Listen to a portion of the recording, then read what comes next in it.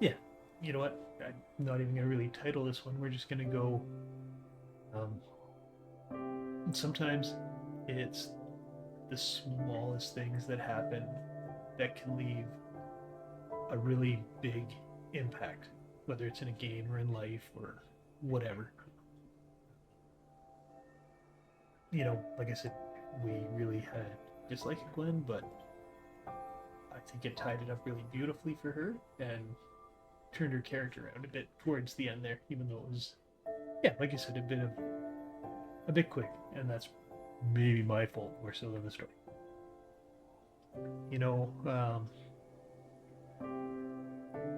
we had a few moments today about small, powerful steps, and how those moments can really hit you in a game.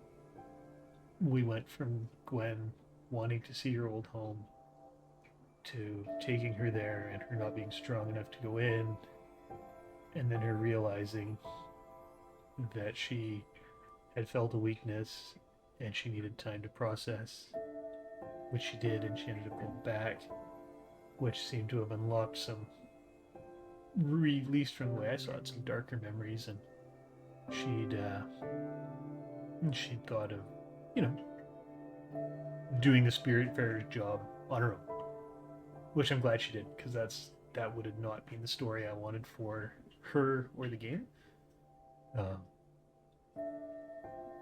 but it was really interesting to see how she had said, "That's enough.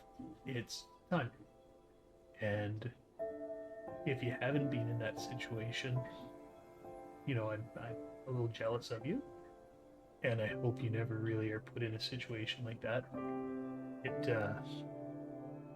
yeah, it reminds me of my grandfather when he'd passed away. He was 91, and he went really quick. Fortunately, for someone who had survived cancer twice, he had it removed once, then it came back later in his life. I think he was in his early 70s when he had the first bout with cancer and it was removed, and then late 80s into his early 90s when it came back. But he was a gruff old army veteran, and you knew where you stood with him. If he loved you, he loved you, and if he didn't, he wasn't shy about making that known. But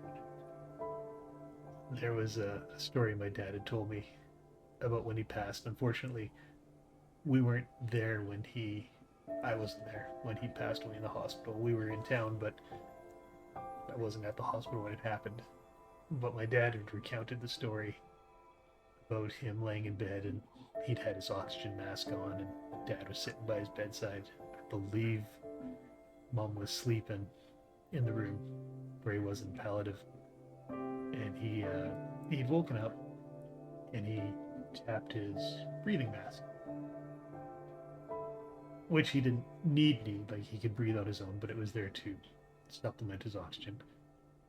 So my dad had leaned over and lifted his mask a bit. He said, "Yeah, yeah, what's up?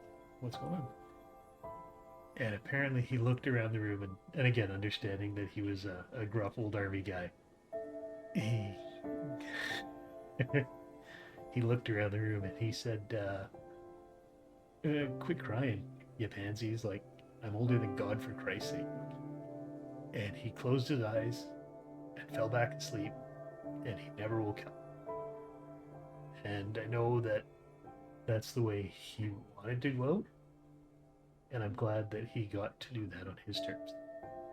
So yeah, um, when we talk about small moments mattering, it's things like that.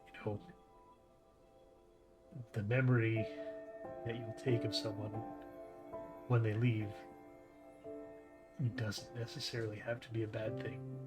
You know, barring tragedies or sudden unexpected occurrences, take time to remember those stories that you've either seen or have been told, and cherish those memories, because when someone's gone, that's all you've got left, right? Is the memory or something that reminds you of them, whether it be a possession or something comes up. an occurrence, whether it's an outing or a smell or a meal or whatever, some memory that links you to them.